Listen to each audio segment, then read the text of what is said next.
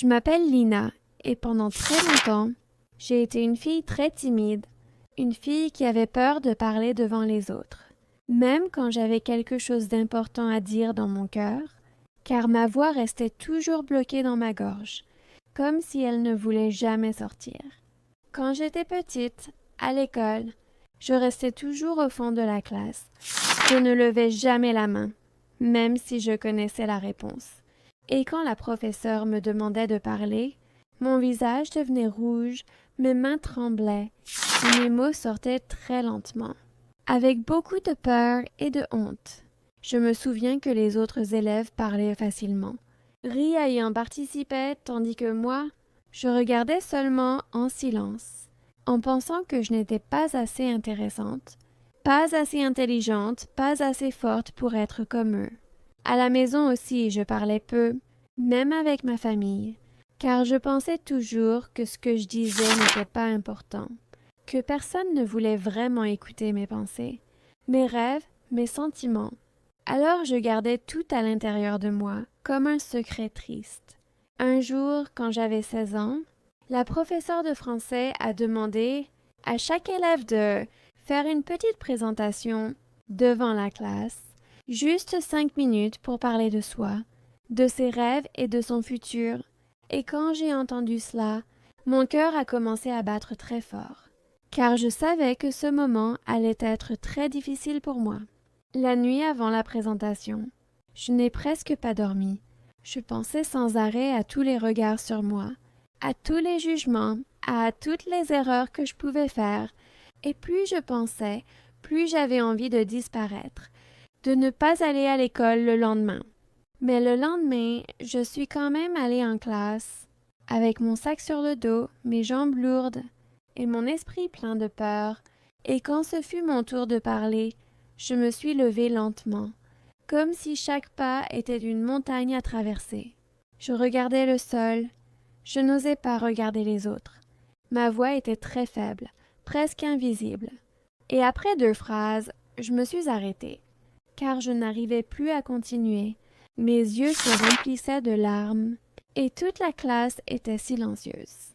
À ce moment-là, j'ai senti une douleur très profonde dans mon cœur, une douleur de honte, de frustration, et je me suis dit que je resterais toujours comme ça, une fille invisible, une fille qui n'osera jamais parler devant le monde. La professeure s'est approchée de moi doucement. Elle m'a regardée avec un sourire plein de patience, et elle m'a dit « Lina, ta voix est faible aujourd'hui, mais elle peut devenir très forte demain, si tu crois un peu plus en toi. » Ces mots sont restés dans ma tête pendant des jours, pendant des semaines, pendant des mois, comme une petite lumière dans un tunnel très sombre. À partir de ce jour-là, j'ai commencé à écrire dans un cahier, chaque soir, tout ce que je n'osais pas dire à voix haute, mes peurs, mes rêves, mes idées. Et petit à petit, j'ai senti que mes mots devenaient plus clairs, plus forts, plus vivants. Mais la vie n'est pas devenue facile pour autant, car ma timidité était toujours là. Et chaque fois que je devais parler devant quelqu'un, même une seule personne, je sentais encore cette peur qui bloquait ma respiration. Un jour, j'ai voulu participer à un petit concours de parole dans mon lycée, mais quand j'ai vu la liste des participants, j'ai eu envie de me retirer, car tous semblaient confiants, souriants, prêts à briller, tandis que moi, je me sentais encore comme une ombre. Je me suis regardée dans le miroir ce matin-là et je me suis dit à voix basse « Lina, si tu ne changes rien aujourd'hui, tu resteras la même toute ta vie. » Alors, malgré mes larmes, malgré mes doutes, j'ai décidé de rester inscrite, même si j'avais très peur, même si je savais que je pouvais échouer encore une fois devant tout le monde. Ce jour-là, sur la petite scène du lycée, avec un micro dans la main, j'ai senti mon cœur battre plus fort que jamais, mais pour la première fois, je n'ai pas fui. Je n'ai pas fermé les yeux, je n'ai pas reculé. J'ai commencé à parler de ma timidité, de ma solitude, de mes silences.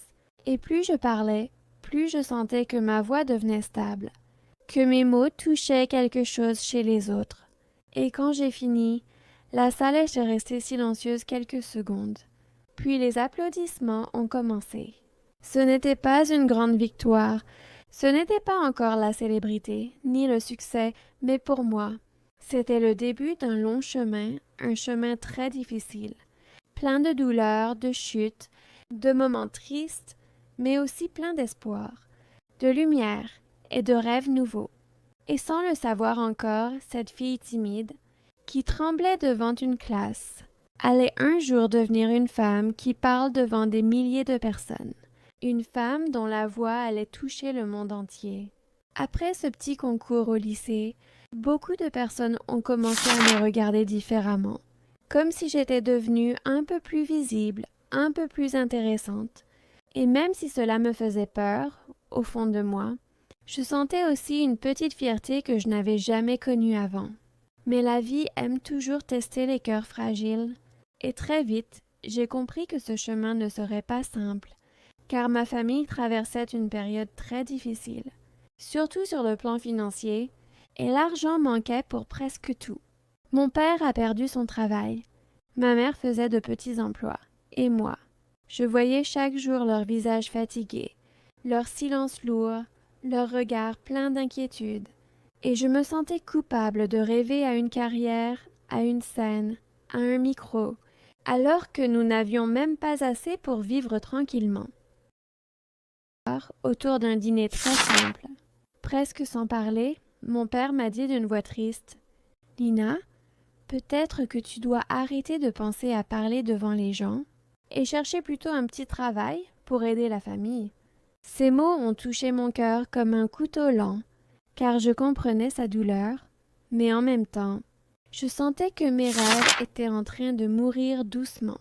J'ai accepté sans discuter et j'ai commencé à travailler dans un petit café où je servais des clients toute la journée avec un sourire fatigué, en cachant mes pensées derrière des phrases simples et répétitives. Chaque soir, je rentrais à la maison épuisée. Mes pieds me faisaient mal, mes mains tremblaient et mon esprit était vide, car je n'avais plus l'énergie d'écrire, ni de rêver, ni de croire en quelque chose de plus grand. Et comme si cela ne suffisait pas, j'ai rencontré un garçon. Il s'appelait Adam. Il était gentil au début, attentif, rassurant, et il me disait toujours que j'étais spéciale, que ma voix était belle, que je devais continuer à parler devant les autres. Je me suis attachée à lui très vite, peut-être trop vite, car j'avais besoin de quelqu'un qui me comprenne, quelqu'un qui voit en moi autre chose qu'une serveuse fatiguée ou une fille timide. Mais avec le temps, j'ai compris qu'Adam aimait surtout l'idée de moi. Pas la vraie personne que j'étais, car quand je parlais de mes peurs, de mes doutes, de mon passé, il devenait silencieux, distant, presque froid. Un jour, je l'ai entendu parler avec ses amis. Il disait que j'étais trop fragile, trop compliquée, et qu'il préférait quelqu'un de plus simple, de plus joyeux, de plus forte. Ces phrases sont restées dans ma tête comme une musique triste, et ce soir-là, j'ai pleuré seule dans ma chambre, sans bruit, sans cri, juste avec des larmes lentes, car je sentais que même l'amour n'était pas fait pour moi. Peu de temps après, Adam est parti, sans vraie explication, sans vrai adieu, et je me suis retrouvée encore une fois face à moi-même, avec mes silences, mes peurs, et cette impression profonde d'être invisible dans un monde trop bruyant. Je travaillais de plus en plus, je parlais de moins en moins, et mon ancienne lumière intérieure devenait chaque jour plus faible, comme une bougie presque éteinte. Parfois, je regardais des vidéos de grands orateurs sur Internet, des personnes confiantes, inspirantes, admirées par des milliers de gens, et je me demandais comment j'avais pu croire un jour que je pouvais devenir comme eux. Je me disais: « Lina, tu es revenue au point de départ. Tu es encore cette fille qui n'ose pas parler, qui n'ose pas rêver, qui n'ose pas vivre. » Et pourtant, au fond de ce silence, au fond de cette fatigue, une petite voix existait encore, très faible mais vivante, qui me disait doucement: « Tu n'as pas encore tout perdu, tu respires encore, tu peux encore changer. » Là, Je ne savais pas encore que le plus grand effondrement de ma vie arrivait et qu'il allait presque me détruire avant de me reconstruire complètement. Un matin, je me suis réveillée avec une sensation étrange dans la poitrine, comme si quelque chose de lourd était posé sur mon cœur. Et je savais, sans vraiment comprendre pourquoi, que cette journée ne serait pas comme les autres. Je suis allée travailler au café comme d'habitude, avec mon uniforme simple, mon sourire automatique et mes pensées silencieuses, mais ce jour-là, mes mains tremblaient plus que d'habitude, et je faisais tomber les verres, les plateaux, comme si mon corps refusait de continuer ce rythme vide. Vers midi, mon téléphone a vibré dans ma poche, et quand j'ai vu le nom de ma mère sur l'écran, j'ai senti une peur immédiate traverser tout mon corps, une peur froide, profonde, presque irréelle. Elle m'a dit d'une voix brisée que mon père avait fait un malaise, qu'il était à l'hôpital et qu'il fallait que je vienne tout de suite. Je ne me souviens même pas comment je suis arrivée là-bas.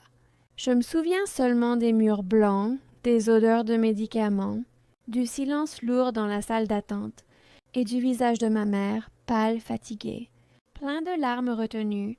Mon père était allongé sur un lit, les yeux fermés, branché à des machines, et pour la première fois de ma vie, j'ai compris ce que signifiait vraiment le mot peur. La vraie peur, celle de perdre quelqu'un, qu'on aime sans avoir eu le temps, de lui dire tout ce qu'on garde dans le cœur. Il a survécu, mais il est resté faible, incapable de retravailler, et la situation de notre famille est devenue encore plus difficile, encore plus instable, encore plus sombre. J'ai pris plus d'heures au café, j'ai arrêté complètement d'écrire, j'ai coupé les contacts avec presque tout le monde, et même ma voix intérieure a commencé à se taire, comme si elle était fatiguée elle aussi.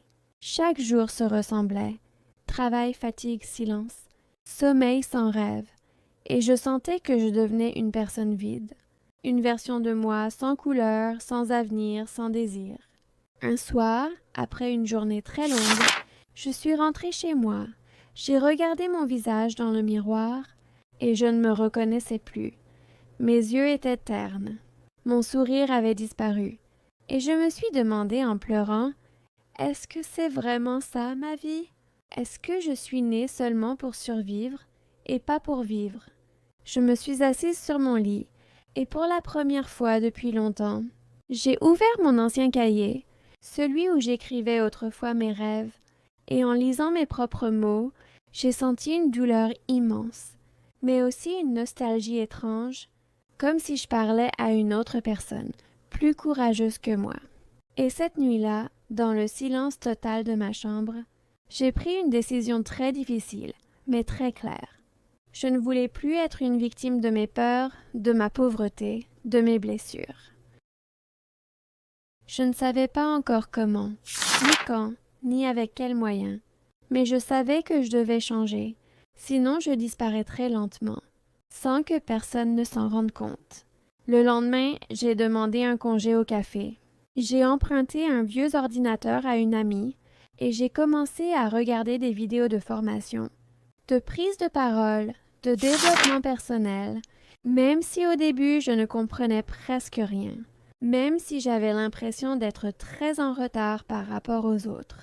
Je parlais toute seule dans ma chambre, devant le miroir, devant la caméra, devant les murs, et souvent je pleurais, car ma voix tremblait encore, mes phrases étaient maladroites, et ma confiance était presque inexistante.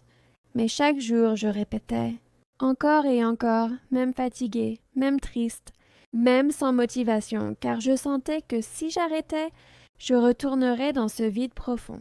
Et sans le savoir encore, c'était exactement à ce moment-là, dans cette chambre silencieuse, sans public, sans argent, sans succès, que la vraie Lina était en train de naître.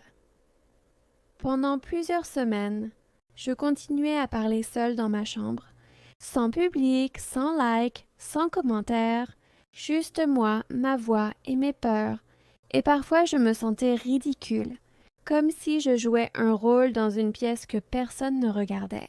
Un soir, très tard, alors que tout le monde dormait, J'ai pris mon courage, j'ai enregistré une petite vidéo avec mon téléphone, une vidéo très simple où je parlais de ma timidité, de mon travail au café, de la maladie de mon père, et surtout de cette sensation de ne jamais se sentir à sa place dans le monde. J'ai hésité pendant presque 1 heure avant de la publier. Mon doigt tremblait sur l'écran, et dans ma tête, 1000 voix me disaient « Tu vas te faire juger. Personne ne va t'écouter. Tu n'es pas intéressante. » Mais j'ai appuyé quand même sur « Publier » et après cela, j'ai posé le téléphone sur mon lit, le cœur battant, comme si je venais de révéler un secret très intime à des inconnus. Les premières heures, il ne s'est rien passé. Aucune vue, aucun commentaire, aucun signe de vie, et j'ai pensé que tout cela n'était qu'une erreur, une illusion de plus. Le lendemain matin, avant d'aller travailler, j'ai regardé la vidéo et j'ai vu un premier commentaire, un seul, écrit par une personne que je ne connaissais pas, qui disait simplement « Merci pour ton courage, je me reconnais dans ton histoire. » Ces mots m'ont fait pleurer, pas de tristesse, mais d'émotion, car pour la première fois de ma vie, quelqu'un, quelque part dans le monde, avait écouté ma voix et elle avait touché un cœur. J'ai continué à publier une vidéo par semaine, puis 2, puis 3, même si parfois je n'avais que 10 vues, parfois même moins, mais chaque message, chaque petite réaction me donnait la force de continuer. Mais avec la visibilité, sont arrivées aussi les critiques, les moqueries, les gens qui disaient que je parlais trop lentement, que ma voix était ennuyeuse, que je n'avais aucun talent, et certains commentaires étaient si durs que je voulais tout arrêter. Je me souviens d'un message en particulier qui disait « Tu ne seras jamais célèbre, retourne servir des cafés. » Ce jour-là, j'ai pleuré longtemps. J'ai fermé mes réseaux pendant quelques jours et je me suis dit que peut-être ils avaient raison, que je rêvais trop grand pour une fille aussi fragile que moi. Mais un soir, j'ai reçu un message privé d'une jeune fille. Elle m'a écrit qu'elle souffrait de la même timidité, qu'elle n'osait pas parler à l'école et que mes vidéos l'aidaient à se sentir moins seule. Et à ce moment-là, j'ai compris quelque chose de très important. Je ne parlais pas pour être célèbre, je parlais pour être utile, pour transformer ma douleur en quelque chose de beau. Alors j'ai repris plus sérieusement, plus régulièrement, j'ai appris à mieux m'exprimer, à respirer, à regarder la caméra comme si c'était une vraie personne. Et petit à petit, mes abonnés ont commencé à augmenter. 100, puis 1000, puis 10 000, et chaque chiffre me semblait irréel, comme un rêve que je n'osais pas encore croire complètement.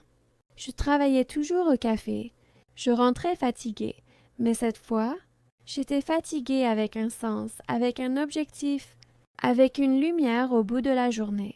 Et sans m'en rendre compte, la fille invisible était en train de devenir une voix que le monde commençait doucement à entendre un matin alors que je me préparais pour aller travailler au café. J'ai reçu un email étrange venant d'une association que je ne connaissais pas. Et dans ce message, il me demandait si je pouvais venir parler lors d'un petit événement sur la confiance en soi devant une centaine de personnes. Quand j'ai lu ces lignes, mes mains ont commencé à trembler.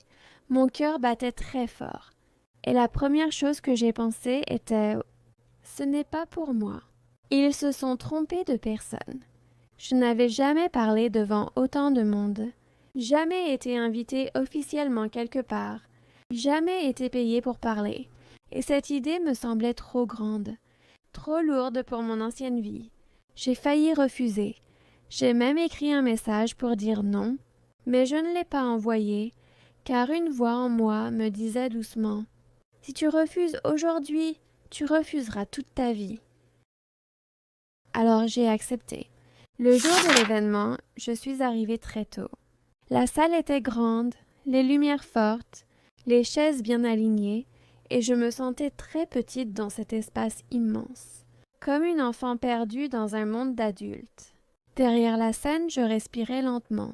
J'essayais de me calmer, mais mes jambes tremblaient, tellement que j'avais peur de tomber, avant même de parler. Quand on a prononcé mon nom, j'ai avancé vers le micro. Les projecteurs m'aveuglaient un peu. Je ne voyais pas bien les visages, seulement des silhouettes, des ombres, des regards tournés vers moi. Et là, pendant quelques secondes, j'ai eu envie de fuir, de pleurer, de dire que je ne pouvais pas, que ce n'était pas mon monde. Mais j'ai commencé à parler. Au début, ma voix était encore fragile, lente, hésitante, mais très vite. Mes mots ont trouvé leur chemin, car je ne racontais pas une histoire inventée. Je racontais ma vie, mes blessures, mes silences, mes chutes. Je parlais de mon père malade, de mon travail au café, de mes peurs, de mes échecs amoureux, de mes nuits sans sommeil, et plus je parlais, plus je sentais que la salle devenait silencieuse, attentive, connectée. À la fin, certaines personnes avaient les larmes aux yeux, d'autres souriaient, et quand les applaudissements ont commencé, je n'ai pas pu retenir mes propres larmes. Après la conférence, plusieurs personnes sont venues me voir pour me remercier, pour me dire que mon histoire leur donnait de l'espoir, et une femme m'a même proposé de venir parler dans son entreprise. Et pour la première fois de ma vie, on m'a donné de l'argent pour ma voix. Ce n'était pas une grande somme, mais dans mes mains, ce petit chèque représentait quelque chose d'immense. La preuve que ma douleur pouvait devenir une valeur, que mon passé pouvait devenir une richesse. Je suis rentrée chez moi ce soir-là. J'ai regardé mes parents, j'ai regardé notre petite maison simple, et j'ai compris que je n'étais plus seulement une fille qui survit, mais une femme qui commence à construire son avenir. Et cette scène, que j'avais tant redoutée, était devenue le premier pas vers une vie que je n'aurais jamais osé imaginer. Après cette première conférence, tout est allé très vite, comme si la vie avait appuyé sur un bouton invisible pour accélérer mon destin, car j'ai commencé à recevoir de plus en plus de messages, de propositions, d'invitations et même des appels de personnes importantes. Je parlais dans des écoles, des entreprises, des associations, parfois devant 50 personnes, parfois devant 500, et chaque fois, mon nom circulait un peu plus. Mon visage devenait plus connu et ma voix plus demandée. J'ai quitté le café. Le jour où j'ai donné ma démission, j'ai regardé une dernière fois les tables, les tasses, les clients pressés, et j'ai senti une grande émotion, car cet endroit représentait toutes mes peurs passées, mais aussi toute ma force silencieuse. L'argent a commencé à entrer régulièrement, pas encore une fortune, mais assez pour aider ma famille, payer les soins de mon père, respirer un peu sans calculer chaque centime, et cette liberté nouvelle me semblait presque irréelle. Mais avec le succès sont arrivées aussi de nouvelles peurs. Je dormais mal, je pensais trop. Je me demandais sans cesse si tout cela allait durer, si je méritais vraiment cette attention, cette admiration, ces applaudissements, ou si ce n'était qu'un rêve temporaire. Parfois, après une grande conférence, je rentrais seule dans une chambre d'hôtel luxueuse. Je regardais les murs blancs, le silence propre, et je me sentais encore cette fille timide, perdue, qui ne savait pas quoi faire de toute cette lumière.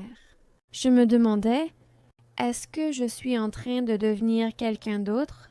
Est-ce que je vais oublier d'où je viens? Certaines personnes autour de moi changeaient aussi. Certains amis devenaient jaloux. D'autres disparaissaient. Et je découvrais que le succès attire autant d'amour que de solitude. Un jour, un grand organisateur m'a proposé un contrat important, très bien payé pour une tournée nationale, des dizaines de villes, des centaines de milliers de personnes. Et en lisant le contrat, j'ai senti à la fois une joie immense et une peur terrible.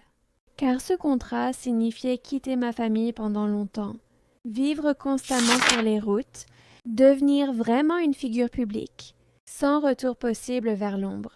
J'ai passé toute une nuit à réfléchir, sans dormir, en regardant le plafond, en repensant à la petite Lina silencieuse, à la serveuse fatiguée, à la fille brisée par l'amour et la pauvreté. Et au petit matin, j'ai signé, pas parce que je n'avais plus peur, mais parce que j'avais appris quelque chose de très important. Le courage, ce n'est pas l'absence de peur, c'est avancer malgré elle. Et c'est à ce moment-là que ma vie est entrée dans une autre dimension, celle de la vraie célébrité, de l'argent réel, mais aussi de la responsabilité immense d'être une voix pour des milliers d'âmes. La tournée nationale a commencé, et dès les premières semaines, j'ai compris que la célébrité n'était pas seulement des sourires, des photos et des applaudissements, mais aussi des valises toujours prêtes, des hôtels différents chaque nuit, des trains, des avions, et surtout une fatigue constante que je n'avais jamais connue avant. Je me réveillais dans une ville sans savoir vraiment où j'étais. Je parlais devant des centaines de personnes. Je racontais mon histoire encore et encore, avec la même émotion, la même sincérité, mais à l'intérieur, je sentais parfois une lassitude étrange, comme si mon cœur avait besoin de silence. Mon corps était souvent épuisé, ma voix parfois presque cassée, et certains soirs, après les conférences, je restais seule dans ma chambre, assise sur le lit, en regardant mon téléphone sans envie de parler à personne. Je recevais des milliers de messages de personnes qui me disaient que je les inspirais, que je changeais leur vie, que ma voix leur donnait du courage, et même si cela me touchait profondément, je sentais aussi une pression immense, car je ne voulais pas les décevoir, je ne voulais pas tomber, je ne voulais pas montrer mes faiblesses. Un jour, dans une grande salle, devant un public très important, j'ai senti un vertige, mes mains tremblaient, ma respiration était difficile, et pendant quelques secondes, j'ai cru que j'allais m'évanouir sur scène. J'ai continué à parler, mais ma voix était moins stable, moins forte, et ce jour-là, en rentrant, j'ai pleuré longtemps, pas parce que j'avais échoué, mais parce que je comprenais enfin que je n'étais pas invincible. Je me disais, Lina, tu aides tout le monde, mais qui t'aide toi? J'ai commencé à sentir un vide intérieur, une solitude étrange, car même entourée de milliers de personnes, je me sentais parfois plus seule que quand je travaillais au café. Et c'est à ce moment-là que j'ai fait une grave erreur. Pour cacher ma fatigue, mon stress, mon angoisse, j'ai commencé à accepter trop de contrats, trop d'événements, trop de voyages, en pensant que le repos viendrait plus tard, mais ce plus tard ne venait jamais. Je souriais devant les caméras, mais derrière, je pleurais souvent. Je dormais peu, je mangeais mal, et je sentais que je me perdais doucement dans mon propre succès. Un soir, après une conférence très importante, je me suis regardée dans le miroir d'une salle de bain luxueuse et j'ai vu une femme élégante, célèbre, riche mais avec des yeux vides, fatiguée, presque triste. Et pour la première fois depuis longtemps, je me suis demandé en silence, est-ce que c'est vraiment ça, la réussite? Après des mois de fatigue, de voyage, de sourires forcés et de nuits sans sommeil, mon corps a fini par dire stop d'une manière très brutale que je n'oublierai jamais. Un matin, dans un hôtel, je me suis réveillée avec une douleur intense dans la poitrine. Ma respiration était courte, mes mains glacées, et j'avais l'impression que tout tournait autour de moi, comme si le monde voulait m'engloutir. On m'a emmenée à l'hôpital, et le médecin m'a parlé calmement. Il m'a expliqué que ce n'était pas une maladie grave, mais une crise d'angoisse causée par un stress trop fort, trop long, trop silencieux. Il m'a regardé dans les yeux et il m'a dit une phrase très simple, mais très puissante. Votre corps est fatigué de porter ce que votre cœur n'exprime pas. Ces mots ont ouvert quelque chose en moi. J'ai annulé toute la tournée, malgré les pertes financières, malgré les contrats, malgré les critiques, et je suis rentrée chez mes parents, dans notre petite maison simple, loin des hôtels, des projecteurs et des foules. Les premières semaines, je ne faisais presque rien. Je dormais beaucoup, je marchais seule, je regardais le ciel, les arbres, les visages ordinaires, et pour la première fois depuis longtemps, je respirais vraiment. Je parlais moins, je pensais moins, je ressentais plus. Je passais du temps avec mon père, maintenant un peu plus stable. Je cuisinais avec ma mère. Je riais avec eux pour des choses simples, et je me rendais compte que j'avais oublié ce bonheur-là, le bonheur sans public, sans argent, sans performance.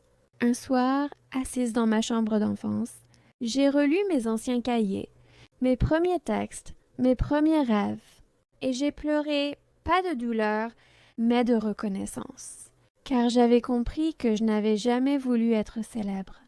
Je voulais juste être entendue, et à ce moment-là, j'ai décidé de changer ma manière de réussir. Je ne voulais plus courir après la gloire. Je voulais construire quelque chose de durable, de calme, de vrai, même si c'était plus lent, même si c'était moins spectaculaire. J'ai commencé à écrire un livre, pas pour vendre, pas pour devenir encore plus connu, mais pour me libérer, pour raconter toute l'histoire, sans filtre, sans masque, sans lumière artificielle. Et dans ce silence choisi, loin du bruit du monde, j'étais enfin en train de guérir. Pendant plusieurs mois, je suis restée presque invisible, sans réseaux sociaux, sans interviews, sans scène, juste moi, mon ordinateur et mes souvenirs que je transformais lentement en mots.